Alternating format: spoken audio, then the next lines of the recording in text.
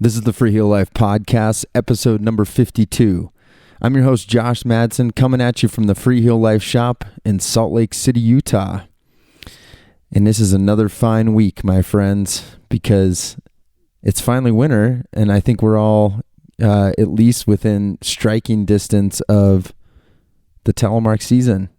If you haven't already been making turns, I feel like my Instagram feed is starting to become more people looking at their feet sitting on lifts. So that must mean more of you are getting out in the snow. So I'm excited for you, and I'm excited for all of us to be getting some time in the mountains here coming up. So I'm going to hop right into this. Newsroom and Notes today. This is the week. This coming Friday is our Freeheel Friday sale at the shop. But guess what? We're going to be starting the sale today. And unlike normal weeks where we only send out just one email with all of our awesome content to you, we are also going to be sending out some daily emails the next few days with some special deals above and beyond the already killer store-wide sale.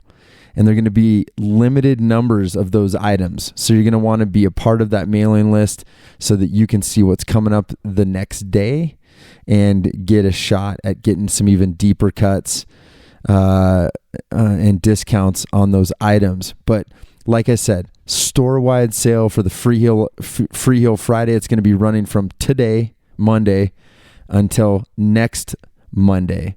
So you've got some time to get going on that. And you can sign up for the email list by going to the link in the episode notes and become part of our mailing list. And like I was saying, traditionally we send out one email a week. It's currently a combination of stuff going on in the shop, new videos, the latest podcast. We kind of aggregate that content, give you a little stoke note for the week, and it's an awesome place. We do not share your email. It is our way of communicating with you, and we know that you trust us with your email, so we try not to overdo it. We just want to make sure we stay in good contact and you know what's going on. So we hope you will get on that so you can get the special access to those special items, and also find out the code that you're going to need to get the store-wide sale. So hop on that. Thank you for supporting the shop as always, and all the things we do at Freeheel Life and Telemark Skier Magazine. I love you personally, and I know the staff, the FHL team, and everybody who's associated with the crew here. We all really appreciate you. It's already been a phenomenal year, and we're not even skiing yet, so we're psyched. Thank you, thank you, thank you, thank you, thank you. So today's guest is one of Telemark Skiing's early free ski athletes. He competed in some of the first Telemark Freeski competitions in the mid to late 90s, as well as the famed USTSA Telemark Freeski series in the early 2000s.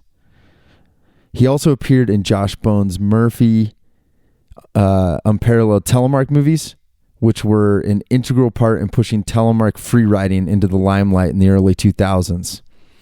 He's currently the only dedicated full-time telemark skier on the ski patrol at Alta Ski Area, where he loves throwing bombs and serving up powder to the public. Please welcome one of my telemark heroes, Brian Mayle. All right, buddy. Welcome to the Freeheel Life Podcast. How's it going? I'm doing well. Thanks for having me, Josh. I'm stoked.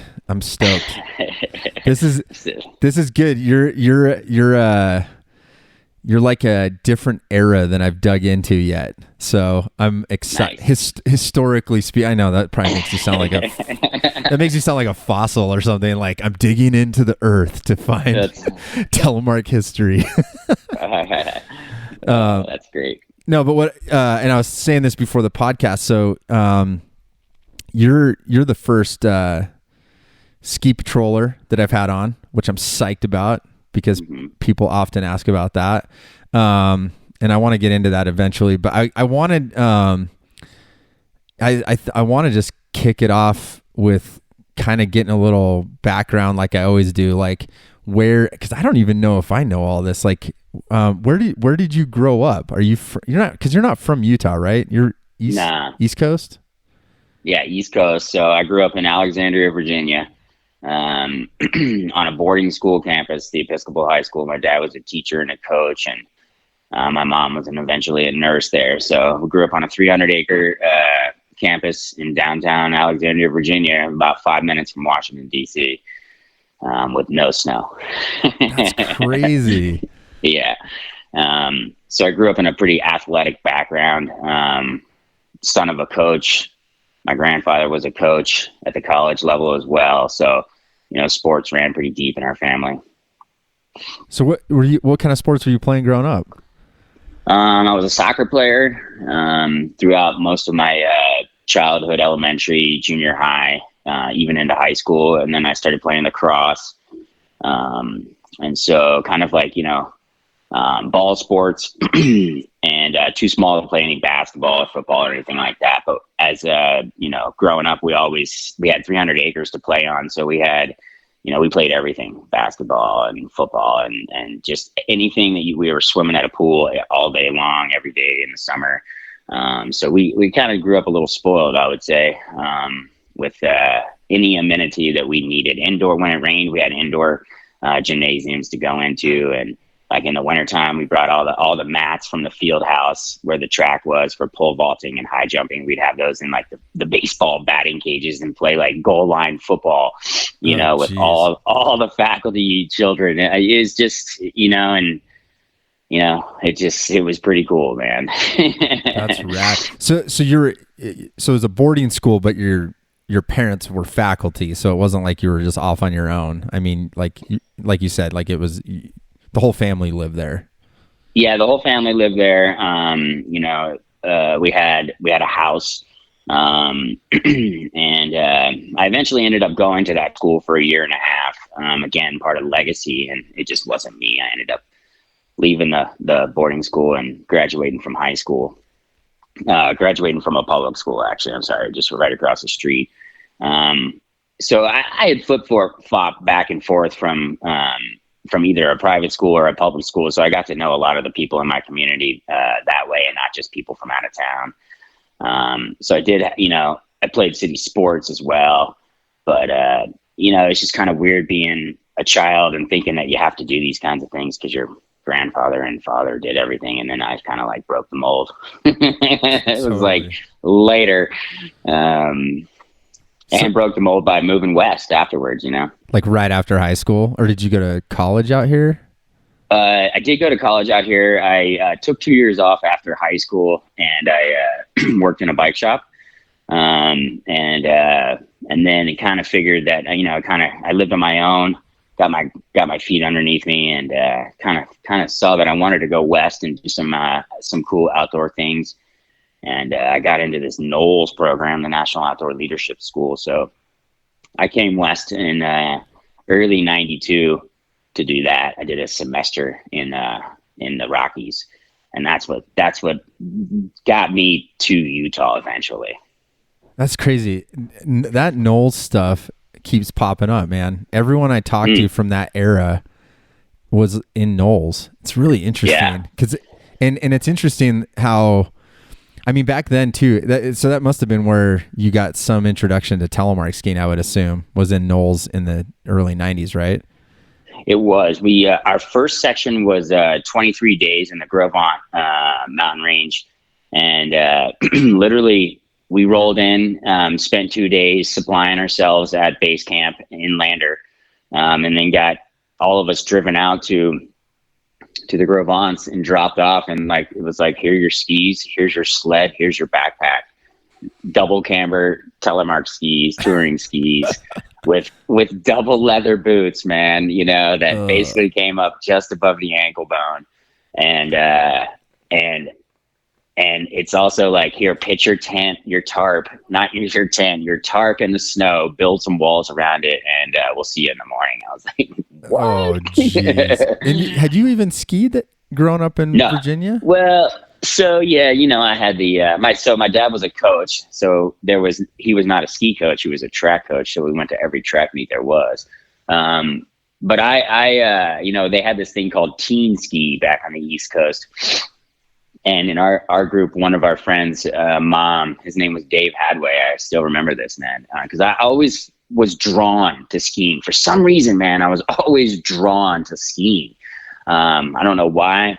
My parents never wanted to do it. And so, I got on these teen ski trips. And so I went to Ski Liberty and Ski Round Top in Pennsylvania. Yeah, totally. And then we went to Seven Springs when I was going to that boarding school, and that was the coolest thing because it was a weekend trip. And all my friends from the boarding schools were wealthy, and I had always gone out west. And I was like, oh man, that looks so cool.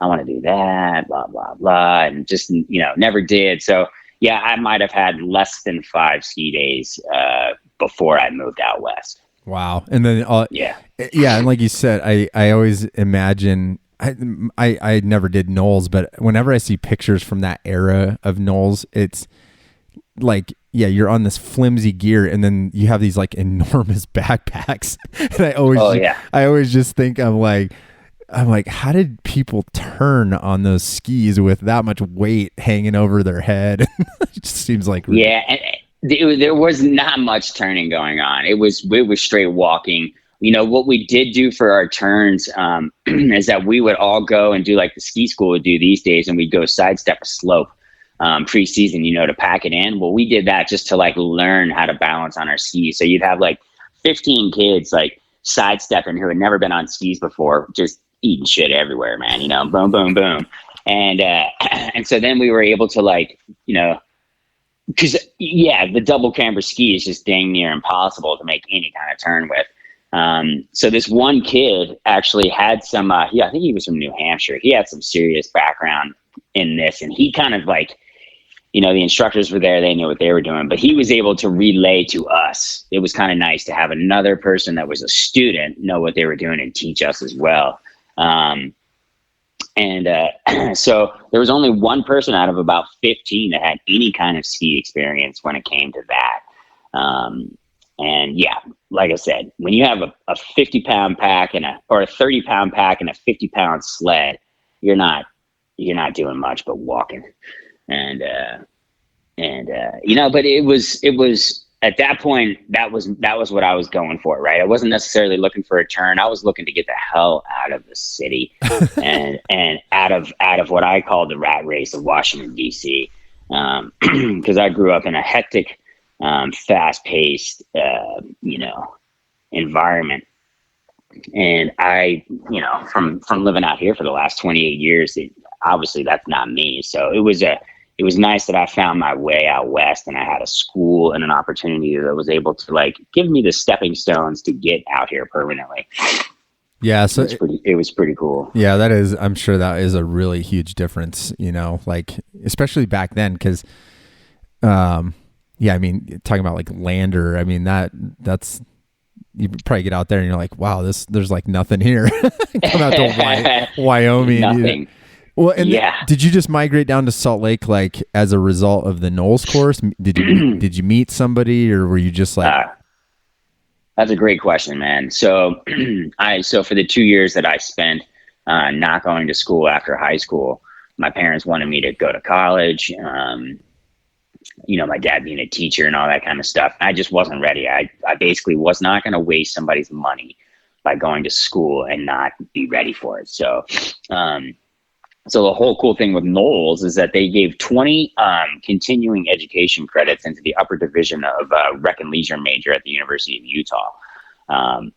And so I had applied to go to some like design schools just because that's how I am. I'm an artist, and that's how my brain thinks. And so they didn't pan out, and it ended up not being what I really wanted to do at that time.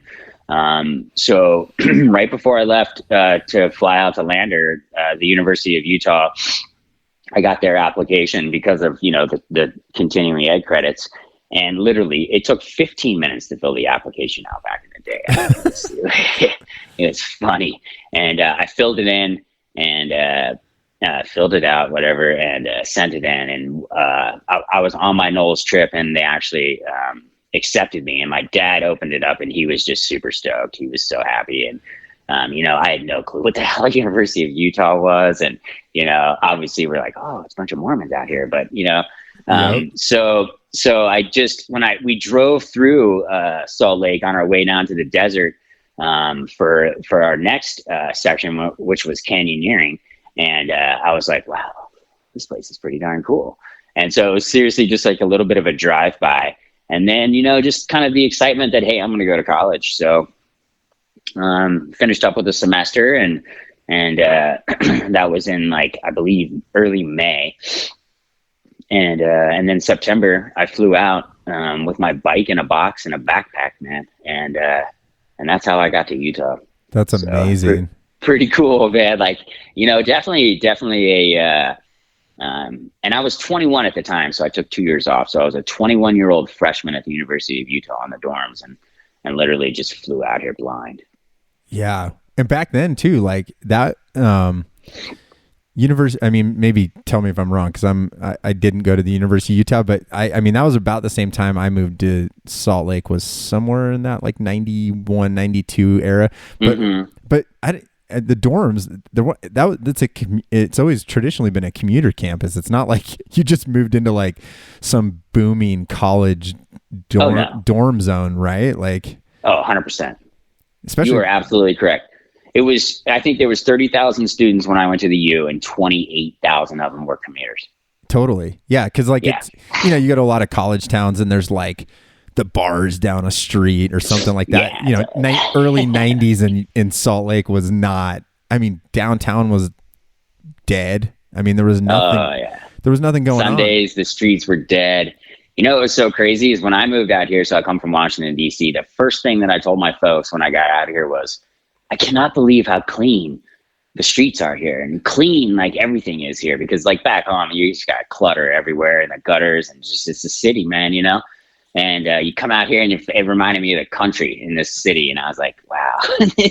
And that was the first thing. And that's just, I think that's an analogy to just how simple this place was back then. Yeah.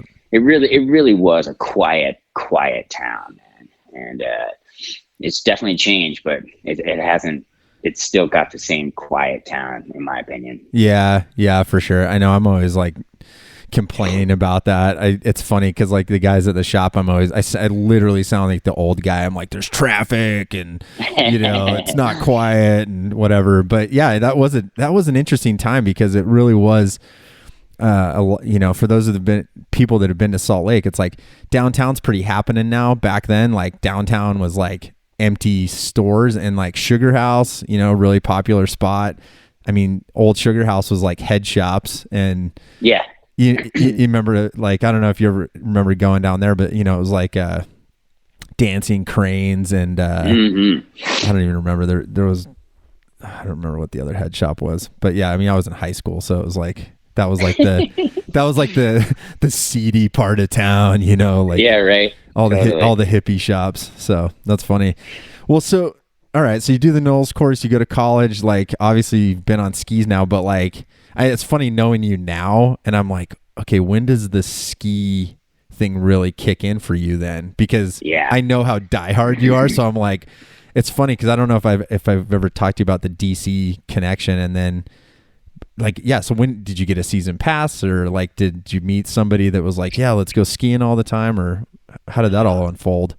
So first year was 92, 93 on the dorms. And I knew nothing about skiing other than, like I said, I just gotten off this Knowles course, and I had an itch for it, but I still didn't know what was going on, because, we're talking about ski touring with packs on generally, mellow, gentle terrain. And then here I am looking out my window at these just rise up mountains out of the valley. And I was like, yeah, it's a little different scene here. And so lived on dorm, and as soon as I showed up 2 weeks early, just because I did, right? I got myself settled in, and then people started showing up, and the first thing that everybody says is, "What do you ski on? What do you ride? Where are you going to ski this winter?" And I'm like, "What are you talking about?" You know what I mean? And like, I come to find that 95% of the people that rolled into the dorm were here to ski. And I was like, wow, I did not realize I was in Mecca. And so I still didn't have any money, anything. And a buddy of mine was an alpiner from New York, super cool guy. And he was really into some hard classes, so wasn't able to ski that much. So he loaned me his Alpine Lang race boot Alpine setup. I know, dude. And I ventured up to Alta with another buddy that I met, real good friend of mine still to this day, another East Coaster. And we went up to Alta, and of course knew not where we were or anything like that, but we were just up there skiing. And I was like, and of course it was deep snow, and I didn't know what the hell to do. And I'm just like, but this is cool. I love being in the mountains. Like I've never felt this feeling before. This just I've always had a lot of energy to this day, but even as a kid, just a lot of energy. And this was the place where my energy was actually like maintained or controlled, or just like focused hard. and I remember that like just concretely. And so, I remember coming back down and being like, that was really cool. Thank you so much. I only skied like maybe 2 or 3 days that winter, which is really odd. But it snowed like 4 feet out of our dorm window. And again, I'm coming from Virginia, so I don't see snow like this. The governor declared a state of emergency. Kids are jumping out of the second story dorm windows into the snow. And I'm just like, what the hell's going on here, man? This is like, what? And I loved it, man. I loved every minute about it, man. I loved the fact that it was difficult to move in the snow, and that, only the people that wanted to be out there were out there, and that sort of thing. And so I didn't do very well in school that winter. And so everybody knows, if you're in Salt Lake, we got this thing called an inversion. And this is always a funny part of my story. My parents still remind me of it today. But I complained that, it's really dark here in the wintertime, and like we don't see the sun, and it's just really weird. And the only place to see the sun is up in the mountains, and this sort of thing and that sort of thing. And they were like, thought I was full of shit, like, what are you talking about? And so anyway, I struggled through that winter, didn't do too well. I ended up getting a job at this place called The Pub at Trolley Square. I think it's the Desert Edge Brewery now, or something like that, maybe. Yep. Anyway, a real good friend of mine who was from Idaho, part of the hardcore ski scene, was working as the door guy down there. And it's a bar, you got to be 21. And I was just maybe 22, but remember, I'm a small person, man. So at 21, when I was a really short guy, I didn't look 21. Like, I was probably 5'5", not very, like, just this small statured dude. And here I am. And he goes, "Hey man, you want a job?" And I go, "Yeah, I want a job." And he goes, "All right, well, I don't want to work at the pub anymore. So why don't you just go down there? You talk to Al and you tell him I sent you and that you're taking over my job." I go, "That's how it works?" And he goes, "Yeah, man." So literally, dude, I went down and I told Al, "Jake sent me, man. He don't want to work anymore. I'm going to be the bar position, or the bar door guy that he was." And he's like, "Whatever, man. Okay." So they put me at the bar for 2 nights, and like, everyone was like, "Really? You're checking my ID?" And so like, after 2 nights, man, they moved me into the kitchen, and I worked into the kitchen for like the next 6 months, and I saved up like probably $2,000, man. And I bought a pair of Kazama Kuwar skis, a pair of Riva 2 bindings, a pair of the first gen Terminator T1s, purple and blue, I believe. Yep. And I got a ski pass to Brighton, Utah, with like the rest of my buddies who had moved out from all Connecticut. They were all Connecticut guys. So I was looking forward to that next season, man. I was super stoked, and just like, all right, now I know what you're supposed to do when you're out here in Utah. And so, yeah, man, I got a pass that next winter. Pretty much like found my love, had a, you know, we had a posse of kids going up there. So it was always a ride. And, you know, the funniest thing, this is one of the really funny, small little tidbit story that I don't think that, you know, it's random, but, I got my pass clipped at Alta or at Brighton that year. And back in the day, if you had done something wrong, they clipped your pass to show that you had done. And if you got it clipped again, you either got it taken away for a little bit or pulled, right? They cut the corner, when they cut the corner. Exactly, yeah. Dude. And I still have that, dude. Guess who cut the corner of my pass? Who? Man? Oh, Craig Gordon. Dude. Craig Gordon. Yeah.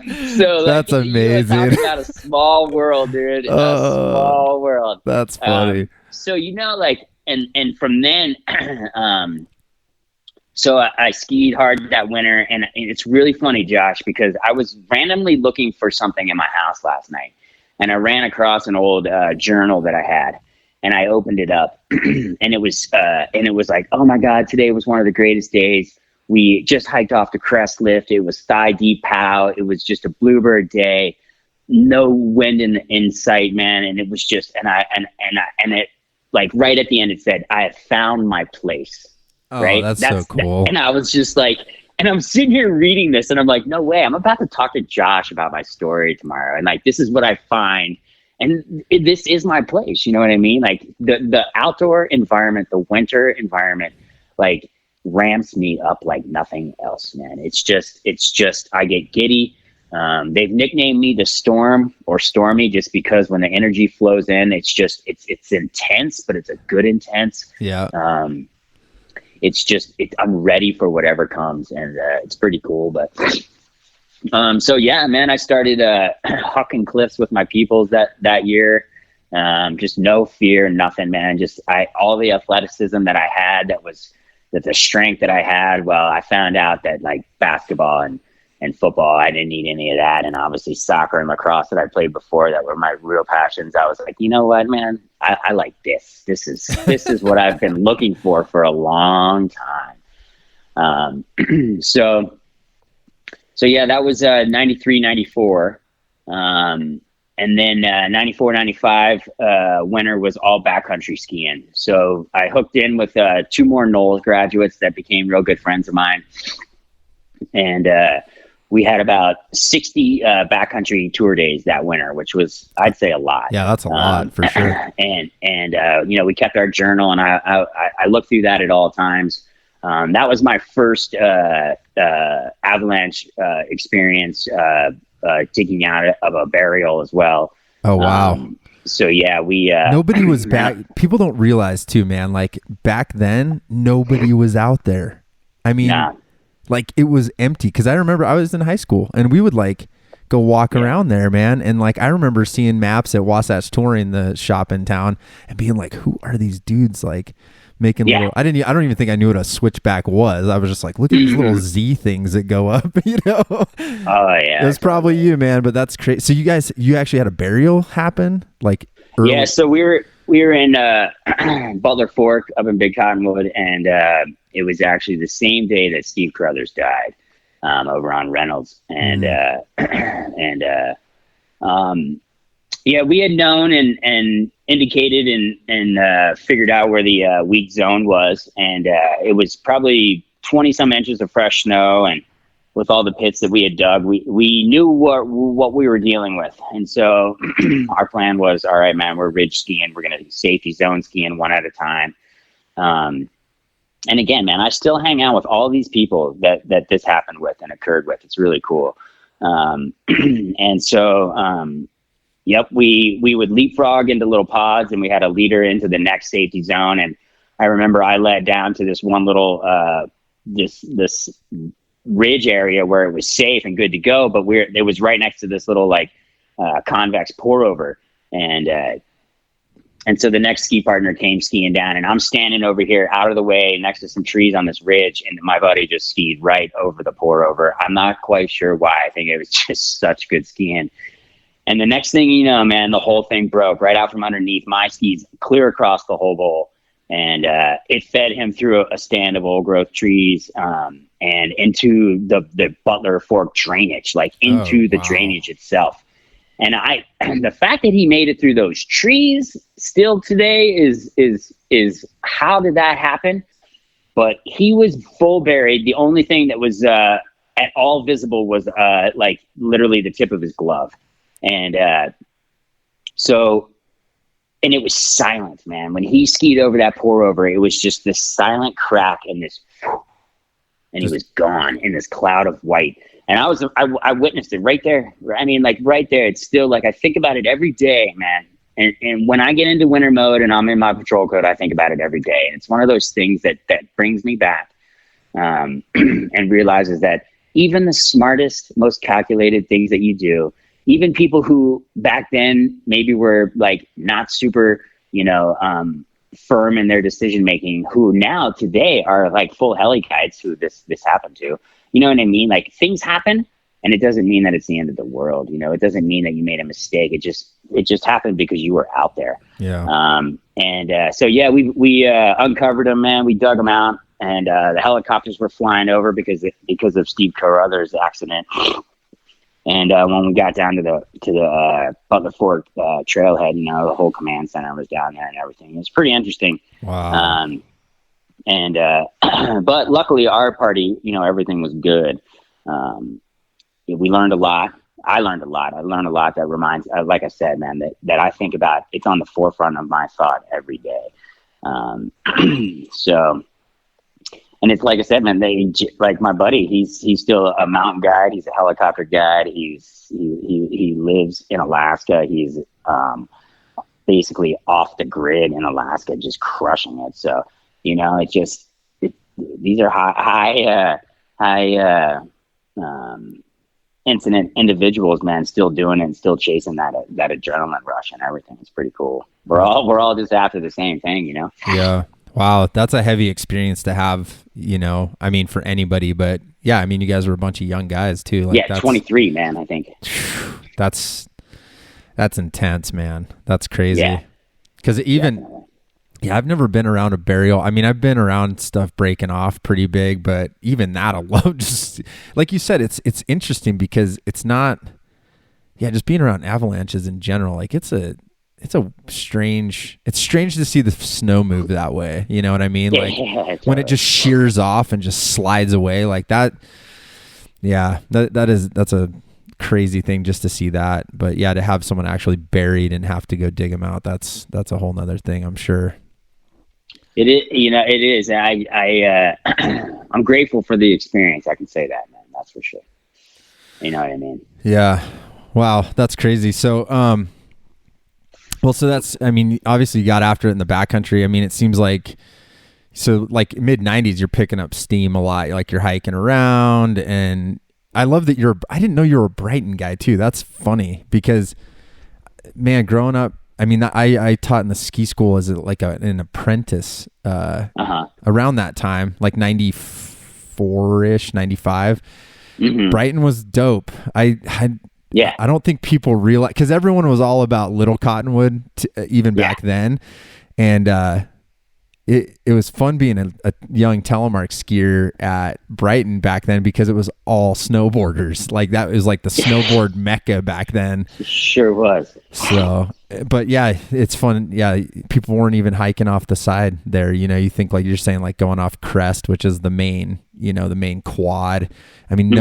No one was going out there, and it was literally like like today's standards. It's like everybody goes everywhere, but yeah, I always looked at like you had to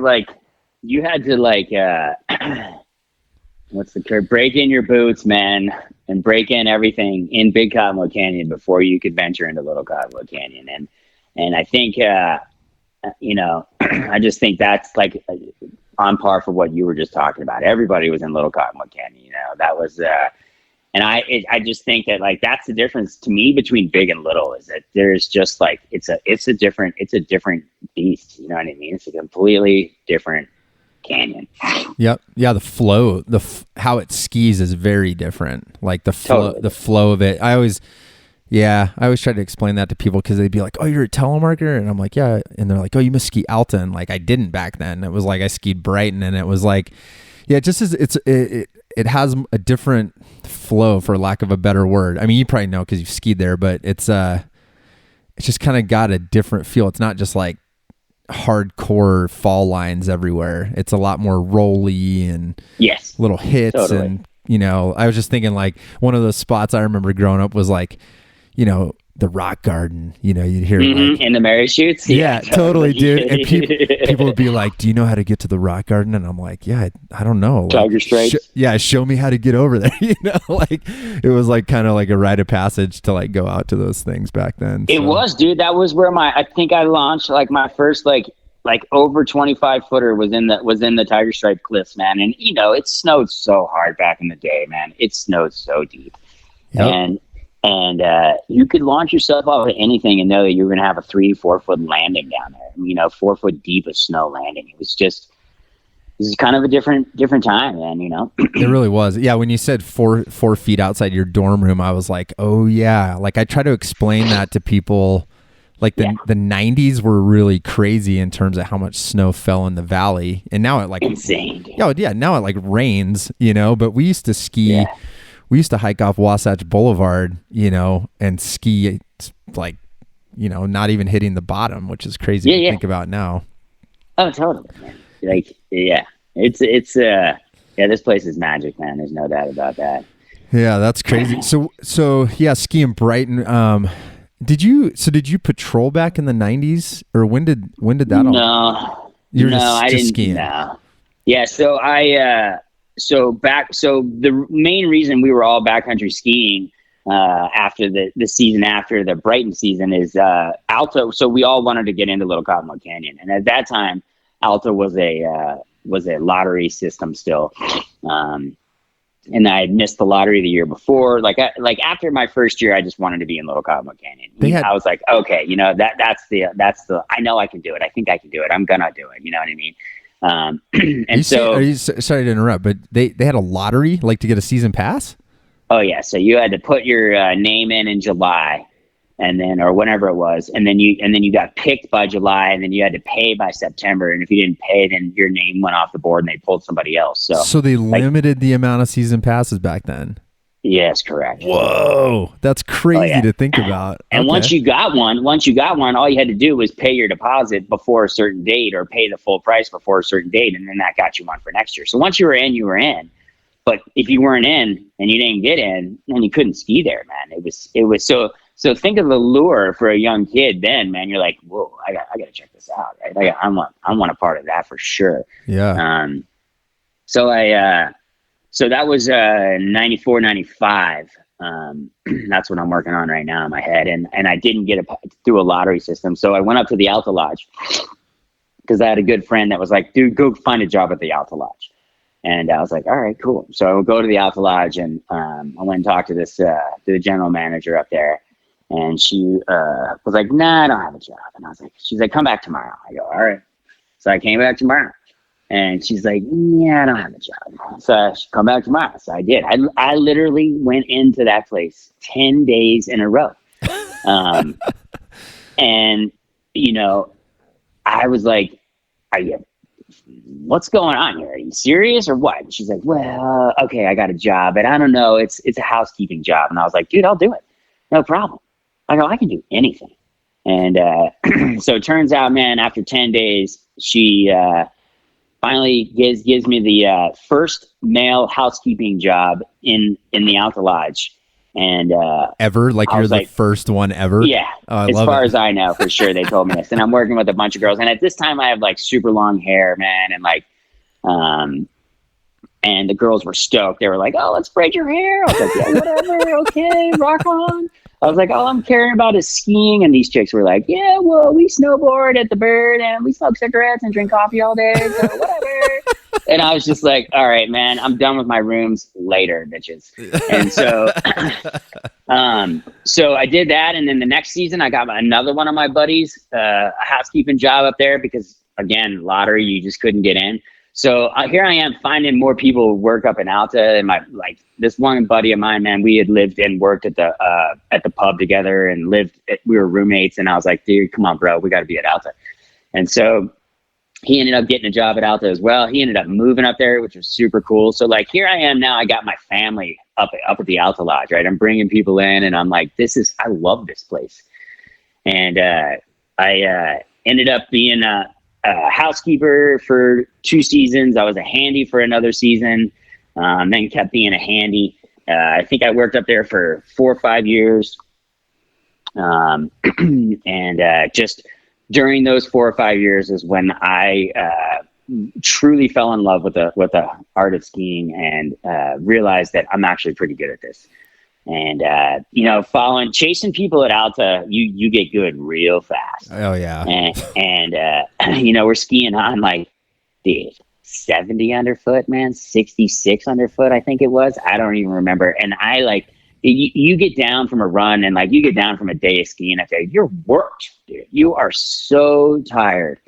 And it just like, you got to keep up, man. That place it's world class, right? Like anybody that's good at skiing is there. And if you want to be good, man, all you're doing is just, you're following, you're chasing, man. You're just like, I want to be that, it's so cool.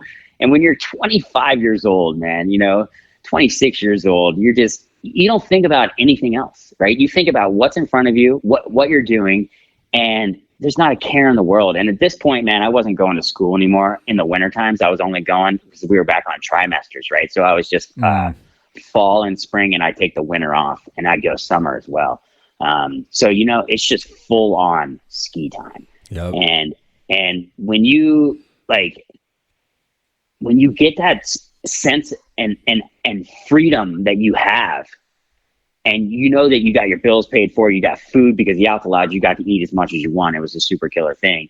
I mean, I can't explain it, man. Everybody needs to experience that, in my opinion, man. Everybody should just say, fuck it, man, I'm going to go and just live a season like this to see what it's like, because it teaches you so much that you never thought that you'd ever figure out. You know what I mean? It's so unique. And that's when I got into hucking cliffs, man, and skiing faster, and kind of just honing that skill. Like they started some competitions. I can't remember the first year I got into a comp. It might have been like, I want to say 97, 98, 96, 97, 97. Were you A Basin berthed one of those? Yeah, I was. Really? Totally. Crazy. Mm-hmm. That was both. Oh, sorry. Go ahead. Oh, I was going to say, my wife presently is the woman who I was dating back in the day, Rachel. And we went to the A Basin comp together. It was pretty sweet. We both competed in that. It was like, I think it was it the first, like Leslie Ross and or Leslie and Nat Ross were putting it on? Is that right? That's correct. Yep. Yeah, totally. So, and here we are at 12,000 feet. I don't think I had been that high elevation wise, and it was a pretty cool experience. What was Do you remember what year that was? I think you're right. And you know what? I should have grabbed. I did a study of this years ago where I actually built a timeline of it, and it was one of the print issues at Telemark Skier magazine. But I actually called Nat and Leslie and kind of dug up results. I think you're right. That was like 96, 97, somewhere in there. Mm-hmm. Yeah. And what was that like, man? I mean, because you really think, like, none of us have cell phones back then. There's no internet. So it's probably like you hear about it, or there's a flyer or whatever, and all of a sudden you're in Colorado, and was it a pretty healthy group of people that showed up? Compared to what it grew into, no. Right. Okay. But there was definitely like more than a couple handfuls of people. So that was sweet. Yeah. I think, I'm trying to think too, like how literally, like we heard about that, whether it was like you said, a flyer, some sort of thing. But yeah, I remember my wife called her old work in Michigan. It was this place called the Yachtsman. They sold Patagonia gear, and they actually sponsored her and paid for her entry fee. Oh yeah, dude, it was sick. And I was like, oh, okay. And at that time, we had just started shooting photos too. I was shooting with Chris Brewster and Chris Goodyear and a bunch of folks like that. Coulter Wade back in the day. So we are kind of like starting to get into the scene, starting to feel these kinds of things. So I think that's probably why we heard more about it, because when you're a part of that, everything's flowing in. But yeah, we just picked up and drove to A-Base and was like, okay, check this out. And Berthoud was another stop as well. And I think I want to say that we had one here at Brighton that year too. I think. I don't remember what year that started, but yeah, sometime in that zone. And that's when and it might have been the year after that. I think Nat and Leslie were actually the first people to get some stuff going on. And maybe I'm not remembering correctly, but Jeff Wright. So this is critical. Jeff Wright. There's a huge telemark gate racing scene here, and people were heavy into that. And Jeff Wright was like, well, let's try to figure out this Freeski comp stuff. So he basically went to the USTSA and was like, hey, I'd like to start this. And got a couple of the tele racers to judge. And that's how the Wasatch or Intermountain series got started, probably the season after this. And there was I want to say, there was Brighton, there was Crested Butte, and eventually Alpine Meadows came into that. And those are some comps that I went to as an athlete. And I'm trying to think, and then also Jackson became a part of that as well. So he had started, I remember it was like a 3-stop series for points, or for the first one wasn't even points, and then we started a point series. This whole thing evolved. It was so cool, man. And back then there was nothing for telemarketing, absolutely nothing. And even the Freeski, Alpine scene was basically just taken off with like I think Adam Comey started up that whole the Free World Series or something like that. Late 90s, because you had Crested Butte was like kind of that similar era, like mid 90s. You had the Crested Butte Extremes kind of mid 90s, and then Nat started his thing, and then kind of getting into the late 90s into 2000. That's kind of, I think, when Jeff Wright, and I'm glad you brought Jeff up, because you and I both know how important Jeff was to that whole evolution of stuff. I mean, he really had a vision for, making telemark, big mountain skiing like a thing back then. Like you said, there was nothing going there, Wasatch Telemark series, race series, there's a lot of racing history, but no one had tried this like free ride, kind of. And you got to think too, I was going to mention, such a huge change from you're talking like 97, and then the skis, the equipment changed so much, like in 97 to 2000. I mean, huge changes in equipment, like the types of skis that were going, and boots and bindings and that kind of stuff. You just were able to from do a pair of like 2 Amontes to a pair of Rossi Triple X's. I was just gonna, dude, that's serious. I'm so glad you brought that up, because I was literally something about when I first, because I didn't know you, but like when I saw photos and videos of you from back then, I remember seeing the Bandit Triple X's. That's funny that you brought that up. And I remember that was one of my favorite setups. Oh yeah, no, and that was like those and Dina Star 4x4s. Guys were rocking those and stuff. Yeah, it's so crazy. I skied a pair of 11.5 cuts for a while. Those were the big boys. That's so crazy. That was fun. Well, when you not to jump away too far from the comp thing, but when you were at Alta, kind of in that late 90s into that early 2000s, like, were you skiing? Like, BJ Brewer was like one of my favorite skiers from back then. I don't know, like, Did you guys ski together at all? Or like he was an Alta guy too, right? Yeah, he was building maintenance, and I was working at the Alta Lodge, and I ended up meeting up with him and Matty Wells, and yeah, we used to roll around Alta, go all crazy out and stuff like that. You guys were badasses, dude. Yeah. It's crazy to think back. Like that would have been a time to see for sure.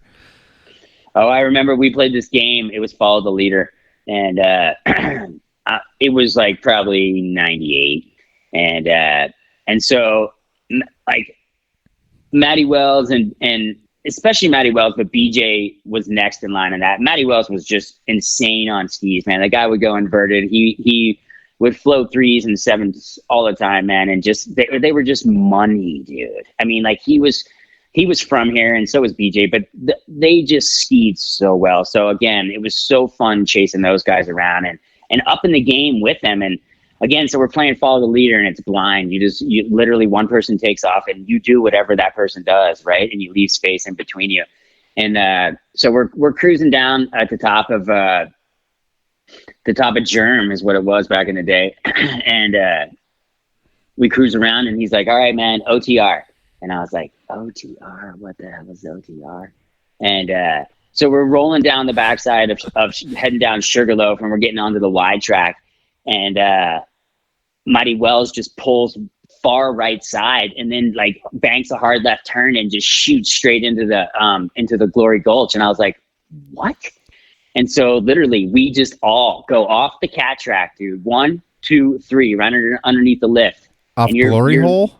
Yeah, you're leaping into Glory Hole. Oh my God, dude. Over the rope, over rocks. And I was just like, what? And it was literally like just blind and hollers. Oh, blind. Yeah, hoots and hollers from the chairlift. I remember, years later, Dan Withy comes up to me and he's like, dude, I remember the day that you guys went OTR, blah. I was so sick. And it's just like those kinds of things that you remember, man. Is that over the rope, OTR? Over the rope. Yeah, over the rope. Oh, my dude. God. Yeah, and for those listeners that don't know what Glory Hole is, it's literally like a massive... Yeah, that is a really unique feature because, yeah, you cut hard left and it's kind of like an uphill. And then at the top of the hill, there's basically like a massive cliff that goes into this huge hole, like a huge, totally. Like a bowl. That's so crazy, dude. That's big. That's massive. So we did shit like that, man. And that's what that's that kind of stuff that would like teach you that especially in an extreme comp, man, that you got to be prepared for anything that comes your way, man. You just have to know what you're about to get into. And, and of course you can't be fearless, man, but recognizing that and still being on top and driving it is a good feeling. So those guys, man, were some of the most fun I've ever had skiing around out there. And it's just like, again, even though that we're all three like really great skiers, there's still like you're chasing people, you know what I mean? So like it's always back to that, like, there's fun in the chase, man. It's just like I'm teaching my kid right now. She's 15 and she's come up throughout all her life, and she's getting it. She's really developing into a great skier, but she's learning what the chase is all about. And she's been in groups where she's the only girl, and she loves it, dude, because she knows that she's chasing.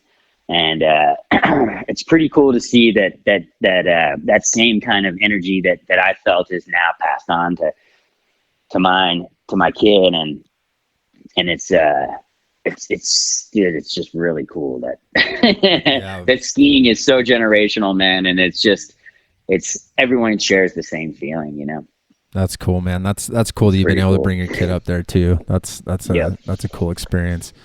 Wow. Yeah. I'm just thinking like what a cool time that would have been, like being back there with you guys. Like, I mean, really, and for people that haven't skied Alta, it's one thing, but that era and cause I washed dishes at Rustler Lodge 2000. When was that? 2001 or 2, somewhere not too far after that, but still like really there was like a lot of really badass people rolling around there. Like it was like kind of intimidating, honestly, dude. I felt like I wasn't that great a skier back then, and I would go out and, like you said, everyone is just pedal to the metal all the time. So and back then, Josh, man, so Alta was Mecca for Telly, man, like Mecca. Sure. And it's that's one thing that's changed up there these days is that, back in the day, man, I would probably reckon that there was dang close to 50-50 Telly to Alpine skiers For sure. easily, man, up there. And over the 28 years that I've been around here, man, it's gone back down a little bit. But in the last 5 years, man, Telemark has come back around so hard up there. It's so cool to see again. So when you just said about that you saw all these people ripping again, it's getting back to that, and it's so cool to see. I feel like I'm chasing again, man. I'm skiing with these youth guys, man, and I'm out there because generally, like I feel that I'm like the guy that's like, all right, man, let's go here or let's go here. Or like, I ski fast than I used to ever do, and it's just now I'm like chasing fucking Telly Tay and Roman ski around all these times, man, and Wyatt too. These young kids that just have that energy that I had. It's so cool to like be a part of that. Because I get to see where I came from, and it's just like that reminder every day that I get is so refreshing, man. And it's just the stoke remains high, and being able to share that. That's the one thing that I think telemarketers do, man, is that they share the experience more than other. And that's my own feeling. And sorry if other people take offense to that, but I feel that telemarketers just actually pause a little bit longer to watch somebody else's turns or to enjoy what that other person is doing, where to me, alpining is just like, yeah, I'll see you at the bottom of the chair. Yeah, no, I agree. There's that's me. No, there's a camaraderie to it for sure. Yeah, there is, man. Yeah. Well, it's, God, I just like think of so much stuff talking to you. It's just like, so I going back to that Triple Bandit era. So literally the first time I've ever saw your name was in Unparalleled 2, which needs to get mentioned because you're literally part of this crew where these are for I mean, it's crazy to think that was like 20 years ago, dude. But the Unparalleled movies for people like my age were huge because I didn't even know there were Telemark movies, and there really wasn't a whole lot. But how did you? So those were made by Josh Bones Murphy. For those of you that want like a little history tidbit. I was trying to watch it before, but I only have VHS. I don't even have a VCR to watch that one anymore. But how did you hook up with Bones back then? And I have this like vivid memory of one of the clips of you. It was like in Wolverine or something like that. Like, and maybe I think that's where it was. Maybe you can tell me, but you're just ripping this couloir, dude. And I was just like, oh man, this is crazy. And I mean, there's so many good telemarkers in those movies, and they were so pivot, and it was 16 millimeter. Just like, I mean, I could go on and on about those, but how did you connect with him? Cause he was, based out of Tahoe California. At that point. Yeah. Yeah. And that was in the Wolverine Cirque for sure. That shot you're talking about. So Nathan Richer was our, cameraman here in town, and, he was the eyes of the Wolf production. So we would be out shooting with him. And a lot of this was all filtered through Jeff Wright. So Jeff Wright had known Bones, and I believe BJ might have even had known Bones somehow, some way.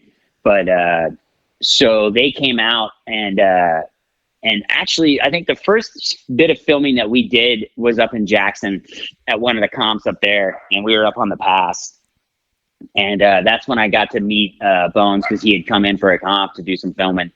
And and so then when he made his way to Utah, our crew got together, BJ, me, Molly, and Sarah Clemenson, and a couple others like that. And then eventually it was like Andy Rosenberg and those guys showed up for the Powder Horse. But this was a little bit prior to that. And so we all just...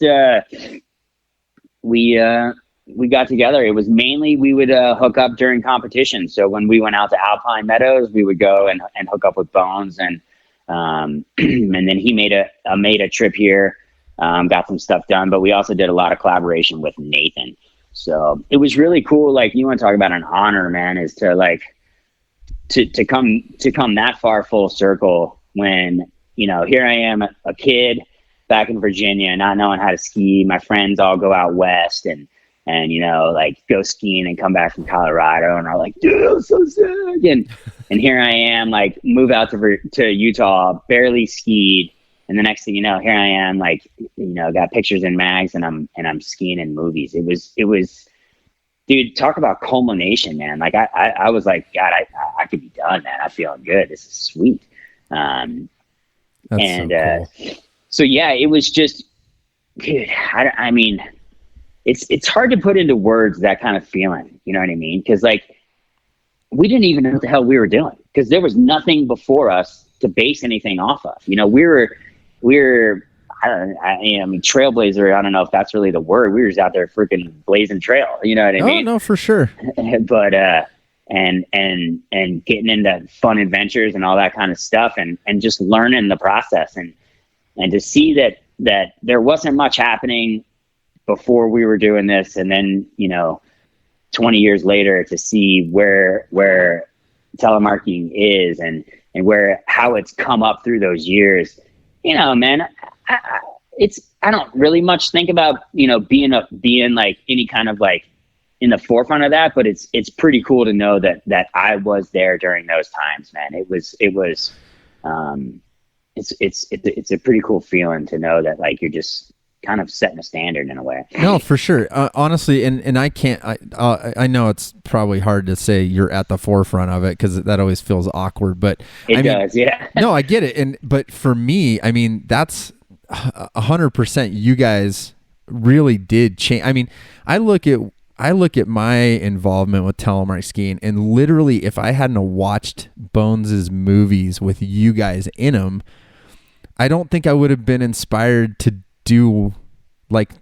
try anything that I did, like open a shop or try to make my own movie, or it's really cool. I feel like it's like everybody kind of has had a little piece, and it's cool, because I think that community, it's like these little things, and that's what they add up over time. And yeah, certain people get in and start stuff, and it pushes the next thing along. You never know how you're going to influence somebody, but yeah, I can say that, I still, that's why it's hard for me to realize it was 20 years ago, because I remember watching those as a 21-year-old kid going, what? I'm like, these guys are doing what? Like, I was like, yeah, you really were. You guys were pushing the envelope and going to those comps.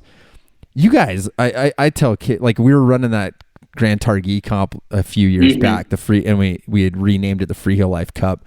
Dude. Yeah. I would have to show these kids videos of you guys in the early 2000s and be like, because they, everyone thinks they're hot shit, and they're like, they're in their 20s, and they're like, check me out. And I'm like, all right, you guys want to watch some footage from like old stuff?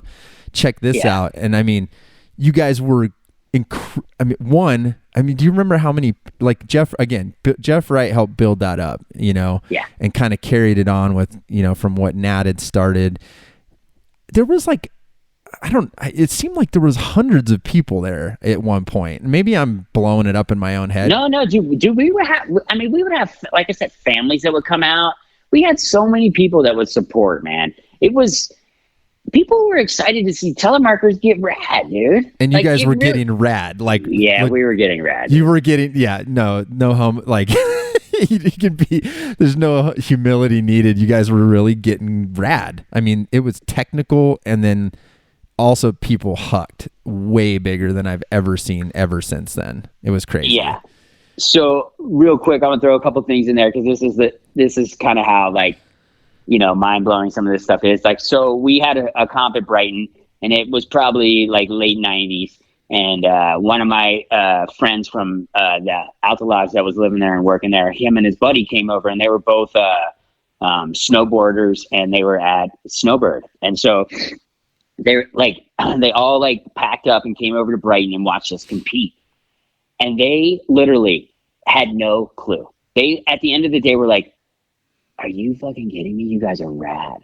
And I remember that, man. And like, validation is always key, but like, no, you don't need it. You know what I mean? But like, it's really cool to hear it, especially when you're doing something new and people, and also, I mean, now we have to throw the backstory in here, is that people are always like, oh, telemark is fucking for the whatever, man. It's like telly. Yeah, you guys are whatever, telly people, and so like there's always that you have to wear your bulletproof vest for, to like fend off the attacks. But anyway, to get the validation that like we were actually rad and badass was kind of cool, because again, man, you're the grassroots of all of this, and you're like just going out there and doing it just because you want to do it. And somebody's like, okay, yeah, we'll judge you, no problem. But to get that validation from people that were doing it on snowboards and doing it at Snowbird and doing that other places is like, it was nice, man, to be recognized, I guess. For sure. Because, like you're out there, I'm an athlete, man. We considered ourselves athletes. We were like putting ourselves at risk. We were putting, you know what I mean? So it's like, it's nice to see. We didn't have the following that the IFSA or the World Freeski people had, but we definitely had some people recognizing us, man, and that meant a lot. And I know that meant a lot for all of us coming up and being the beginning stages of all of this. Is kind of cool. Well, you guys were literally doing, and I think that's the thing where I think both of us are trying to point out, like, you guys were literally doing stuff on telemark skis that had not been done before. Mm-hmm. And so like when younger guys are getting into telly and they're all like gun ho, and I'm like, this is rad. Like, you have the right energy, but it's like, and I think that's what's been fun about the podcast is going back in history a little bit, is I don't want that to get lost. Like, I want young people to that should have always been the baseline to build off of, like, and it's funny to say that, but I'm like, all right, youngsters, go back 20 years and look at B-Mail and look at all these other cats like BJ Brewer and, Scott Mcclory, another one of my favorites. That's when the Canadians would come down. Absolutely. Oh my gosh, dude. Do you remember him? Scott Mcclory, man. That guy I was gonna bring him up, man. Because when so after my competition days, man, I lost my ticket to Japan after I broke my back in 2000 up in Jackson, and we were all headed to Japan with Bones, and so I had to give that dream up pretty much. But what happened after that was I became the head judge on the telly tour. And oh no, you were the one at Jackson, weren't you?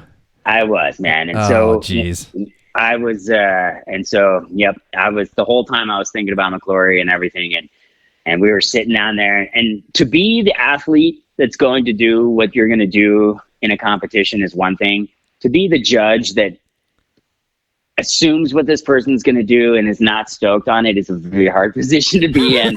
And we were all like wishing we had bullhorns, just going, no, don't do it, Scott. And it's hard to sit in a chair and watch somebody do some things like that. And at the same time, we ended up going to visit him in the hospital that night, but still, that's when I knew that I'm glad that I'm no longer competing against these guys, because the game got lifted. And so with all that, man, my respect and accolades go out to those guys that actually took what we brought in and stepped it up. And Dylan Crossman's another guy. Like, when we were in Crested Butte judging there, John Clatworthy and I, and we watched Dylan Crossman come and throw a huge, like 50-foot front flip into a like 12-foot wide landing area. Yep. We were like, sorry, I will not be in another competition ever again, dude, because the game has just been lifted. So, it's really cool to I always say that breaking my back was a blessing in disguise, and I know it's funny for people to hear, but I was 31 years old. I had my dreams. I was, like I said, I was going to Japan. I was going to Alaska that year. We were going to be, flying in helicopters and filming more. And at the same time, I just, that my future was moment to moment and next adventure to next adventure. And, once I broke my back, I sat down and thought about things for a while and seeing what we needed to do. And, how can you still be a part of the ski industry and all this kind of stuff. And, And then that was at the time that BJ and Molly and myself and Jeff Wright and with the help of others, we got that we all collaboratively got that TeleKids program going on. Oh yeah, and and so that brought a lot of less fortunate youth that didn't have the opportunities to get up to Alta. We made 6 weeks of their wintertime a lot of fun by bringing them up and just teaching them a new adventure. So I think that's. I've never wanted to get out of this, even though I hurt myself and took myself out of the more selfish driven methods and thought back. And I was like, well, I do have a rec and leisure degree. I could write a program. And so, we did goals and objectives, and BJ and Molly were able to source some pretty kick-ass gear for these kids. And, Connie Marshall was a huge help for us up at Alta. And then Rob Boy and those guys at the Alta Sports or Albion Grill, hooked them up with food. So it was really, really cool that everything kind of came full circle there. You know what I mean? So it's not that we just gave up on it because I couldn't do it anymore or what have you. It was pretty sweet to take the passion that I had and that other people had, and to figure out something that we could do.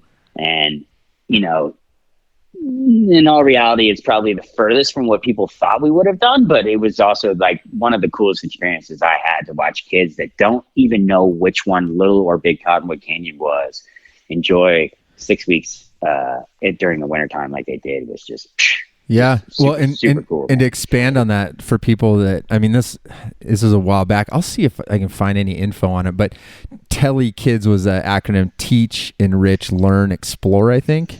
Mm-hmm. And it was primarily Boys and Girls Club of Salt Lake City, and they brought them up to Alta and put them on skis. And I got to help with a couple days on that, and I remember the same thing. That was a huge, humble reminder of growing up in Salt Lake, and then realizing that many young people that lived in Salt Lake grew up the same place I did, literally didn't even know there was a chairlift up there. They had no idea that no one had ever bothered to drive them up there. And that was a really cool program that you guys had put together. That was really neat. It was, and I believe it's kind of morphed into the ski jumps and everything like that now. You know what I mean? And it's a different group, a different group of people, I think it is, but it's the same sort of style and weekend that they bring people up that give them opportunities to do stuff, which is super killer, man. Yeah, no, that's really cool. Well, did you start patrolling soon after that, or how many years ago did you get on the Alta Patrol then? Yeah, so I ended up taking a little hiatus from skiing after I broke my back. I broke my back in February and got hit by a car in August. So I spent 8 months on a couch that year, and I did a lot of reflection. And then so kind of did a little bit of that for a while, got out of the scene. In 2001, I started a landscaping business. So that's my summertime gig. Got married. I'll just run through some quick stuff and to catch us up to speed there. Got married, had a kid, got divorced. So I was a single dad, landscaping in the summers and trying to figure out what to do in the winters. Because being a single parent, you have the responsibility of taking your kid to school and picking them up every day and all that kind of stuff. So I wasn't able to necessarily have a wintertime job up at Alta. So relied on landscaping and just, kind of not necessarily dirt bagging, but just surviving and making it through and skiing and getting back into it and getting my kid up there and teaching her to ski. And then 2014 rolls around and 2014, and I kind of get back in touch with my old girlfriend from Alta, who we had traveled and done all these comps with and all such things. And anyways, long story short, she moved back out here. We got married. And I told her, I was like, hey, look, one of the things I've always wanted to do is throw bombs at Alta. And she looked at me and said, go for it. And so, you want to talk about support and living the dream and that sort of thing. Well, it's kind of cool. Alta's magic, man. So any of those people that find Alta love, man, hold on to it. Yep. That's what I got to say. So anyway, she allowed me the ability to pursue that and to get back up. I made a few phone calls.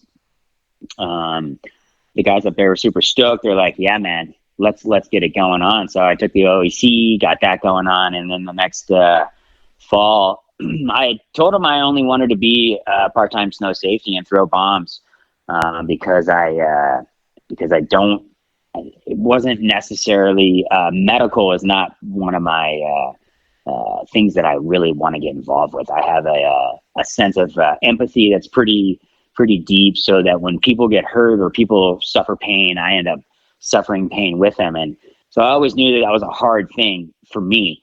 Another long story short, one of my first accidents as a patroller, I was up there and I ended up working on a guy that ended up dying. And so it was a real quick, rude awakening into the ski patrol world where that kind of stuff happens. And I went to my boss and I was like, hey man, I think I can do this. And he said, all right, sounds good. So I ended up being able to work 3 times a week that winter, part-timer, and fell right into love with just being a ski patrolman, man. I love being on skis. I love being outdoors. I love the fact that like I get paid to ski, and it's just it's incredible to me. Like I said, I really wanted to throw bombs, and throwing bombs up at Alta, where you started and came out from, to me is coming full circle. And so, I tell you, to walk into that room as a rookie is first off a pretty darn tough experience. And to walk into that room as a rookie telemarker is even tougher. I was going to say that's a tough crowd. I mean, you are the only telemarker on patrol up there, right?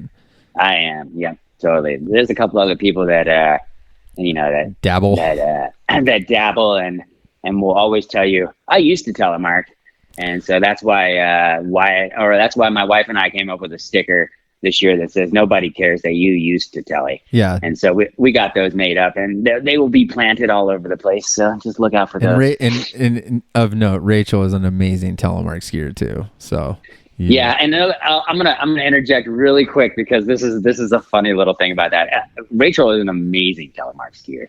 And so back in the day in Alta, 95, 96, Rachel shows up and we start skiing together. And, long story short, we were skiing all the time and became an item. And people would always ask me, Brian, why do you always ski with your girlfriend? Like, it doesn't make any sense.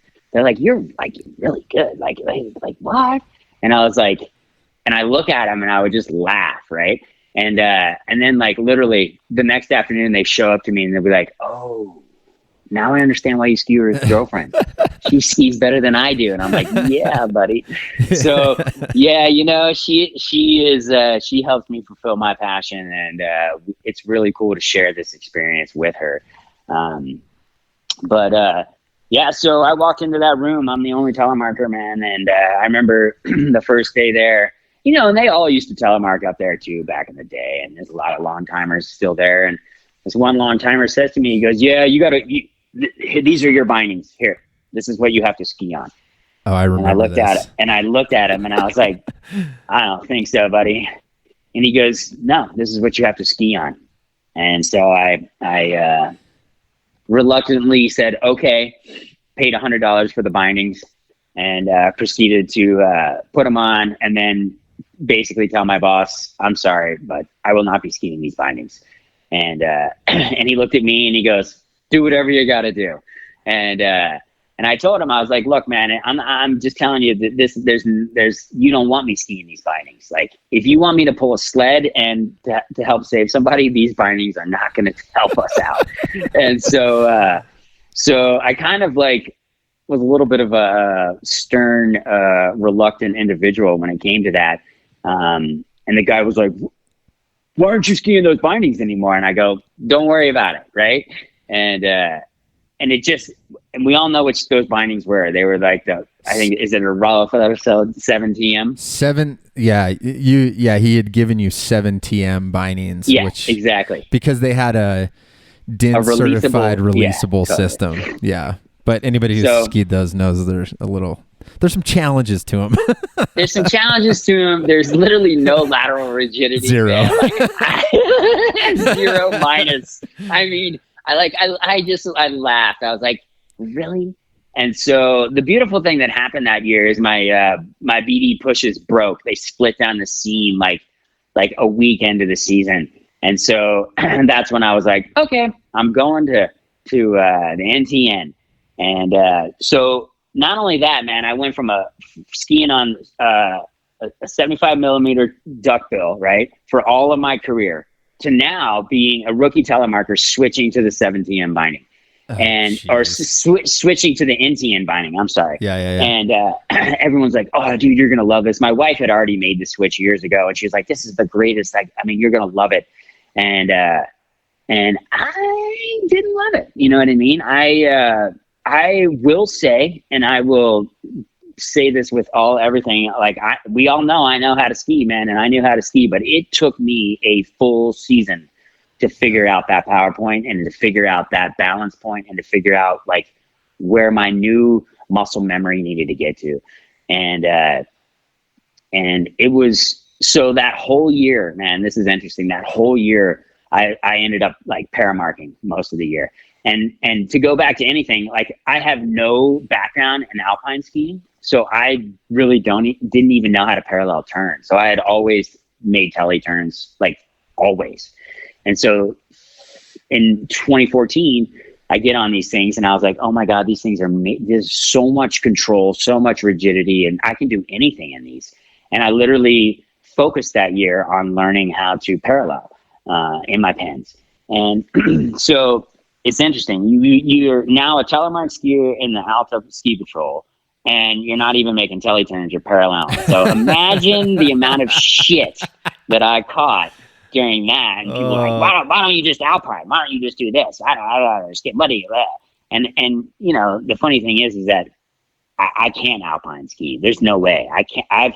I even attempted on an April Fool's Day, 2 years into my patrol, and I put on alpine gear and showed up, and everybody was like, what are you doing? And I made one run, and I went back and said, get these things off my feet. There's no way I'm going to hurt myself. I'm going to hurt somebody else. There's no way. So I can do anything that needs to be done. I can get around that hill. I got what I need doing on those telly boards, no problem. And it's just, it's kind of cool, man. You know, it's, for me, coming up, starting at Alta in basically 92, 93, starting working there in 95, 94, 95, and to now in 2014, being a telemarker on the Alta Patrol. Oh my God. Like I'm talking about it out loud, and I got my hair standing up on my arms right now. It's dude, like my dad, like being a coach, and you know, my dad had a rough relationship coming up, and we've gotten to be real good friends in my latter part of my life. And you know, he's so proud of me. He told one of his friends back east that, yeah, my son throws bombs at Alta, and the guy's mouth dropped open so wide.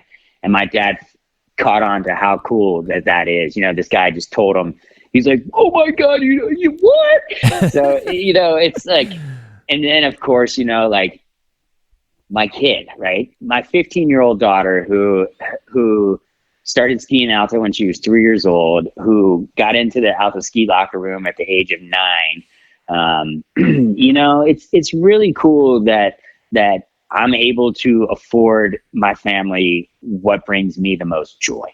And it's so cool that the 5, you know, I'm working on my 6th year as a patrolman now. And the family that I've built up there with that, the respect that I get, because I am the only telemarker, and And to be able to stand up, right? And my joke is that if anyone ever tries, there's been people that have come into the patrol with Telemark here and within a couple of weeks switched to Alpine because their bulletproof vest isn't bulletproof enough. Yep. And it's tough, man. There's no joke about it, dude. Everybody knows that it's a tough community. It's a bunch of type A individuals.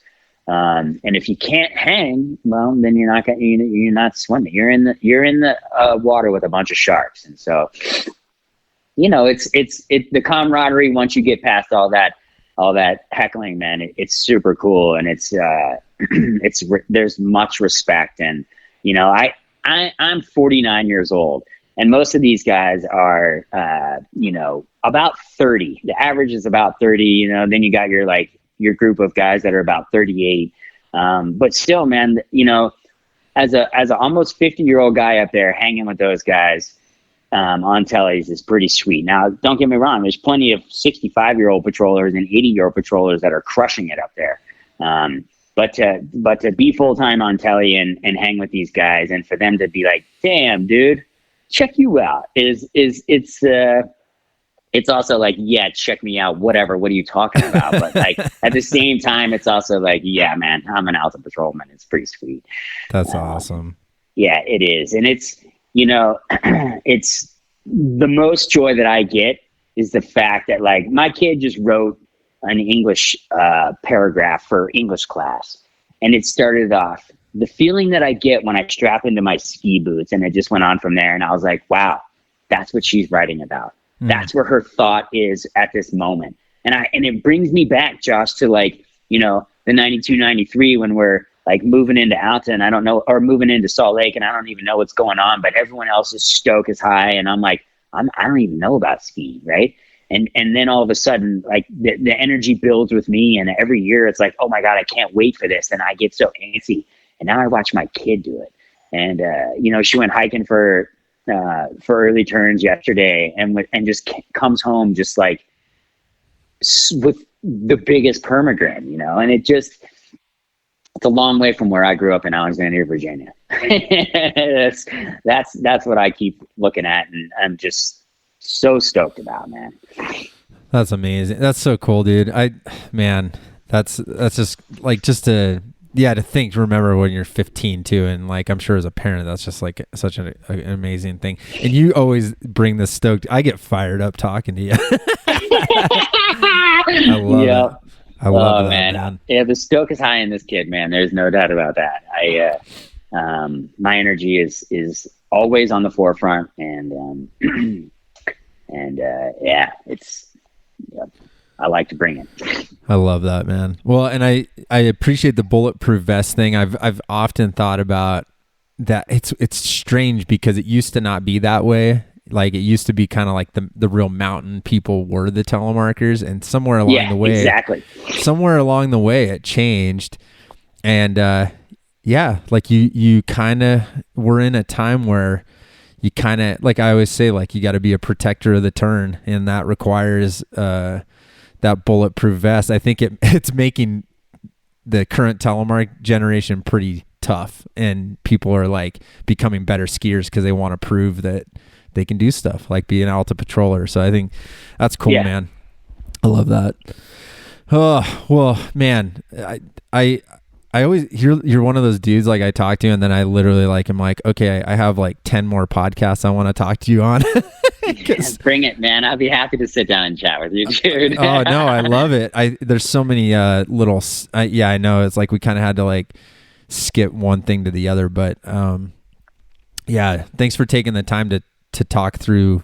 I'm sure I'll have you back on, dude, because this has been awesome. Just kind of catching up and talking about people like Jeff Wright, talking about you got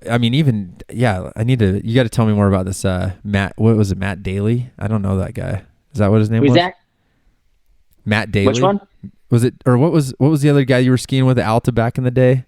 Oh, Matty Wells. See, I don't know that guy. Now I'm curious. Yeah, he's so he was a lifty. He's I think he's living in Spain now with his wife and three kids. Matty Wells was one of the most fluid skiers in the air that you'll ever see.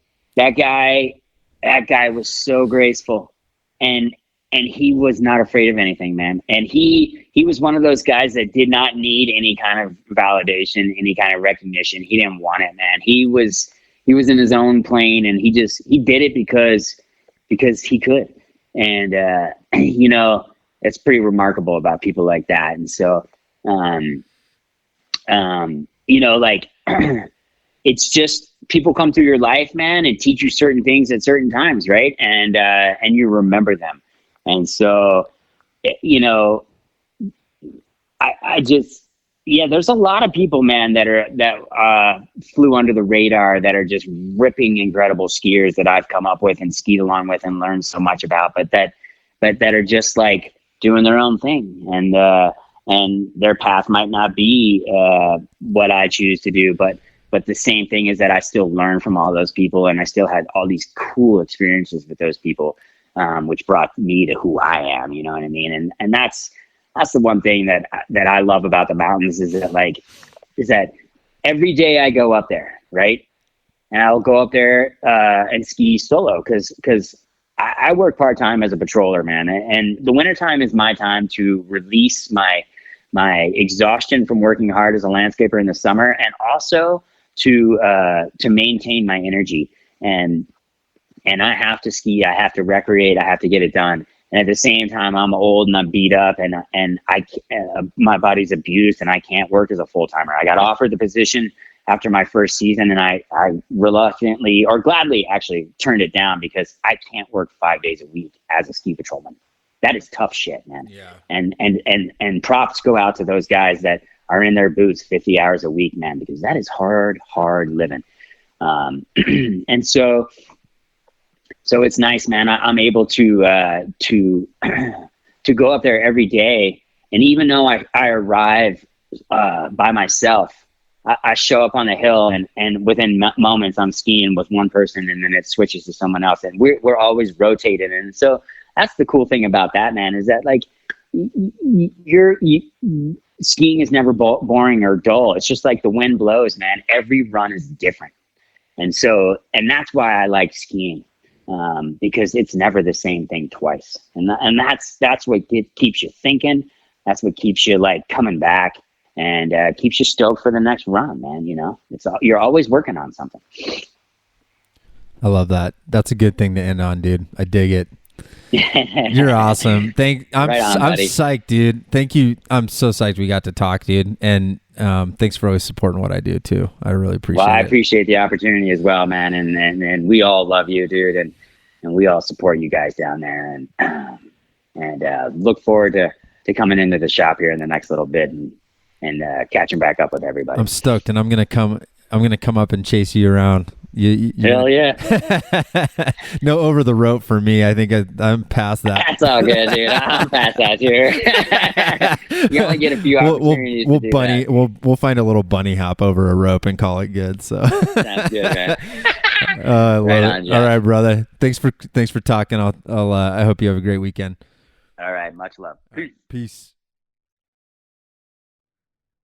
Oh man, I really do get so fired up talking to guys like that. B-Mail is one of the best dudes, and it's kind of cool talking about that timeline and kind of like where we kind of intersected over the years. And it wasn't really till I got the shop open where I had a chance to kind of get to know him better, and Rachel, and just his stoke. And actually that 7TM story was kind of funny. Sorry to all you 7TM people if you're getting upset about our little trash talk session about the 7TM binding.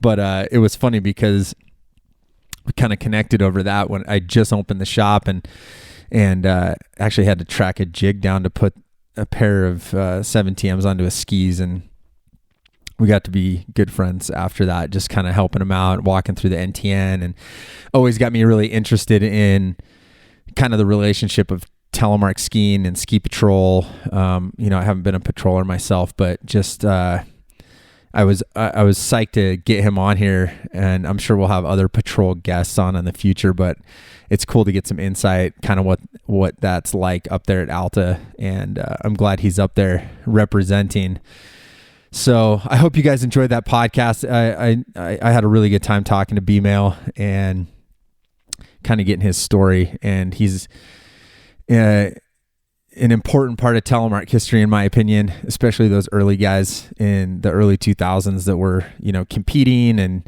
shooting those movies with Bones, and just it was an important time. I think it really pushed things forward, and those guys and girls deserve a lot of credit that were around at that time doing it. And they were doing it for fun. I don't think anybody had any selfish interest, but it inspired people like myself and hopefully a lot of others out there. So with that, as always, if you want to support the podcast directly and throw a little extra our way, you can always do that at paypal.me/freeheellife. We want to be your preferred telemark shop this winter at the Freeheel Life Shop in Salt Lake City. And you can find us online at freeheellife.com. We've got everything you can think of: skis, boots, bindings, parts, used equipment, new equipment, lifestyle stuff, you name it. We got it. And we'd love to put something together for you or help you fix your stuff. We're a full service shop, mounts, tunes, and repairs. Hit us up. You can always reach the shop directly at customerservice@freeheellife.com. You can email me directly, podcast@freeheellife.com. And thanks as always for listening. Really appreciate your support. I hope you're having a great week already, and we'll be back next Monday. And until then, spread telemark always, my friends.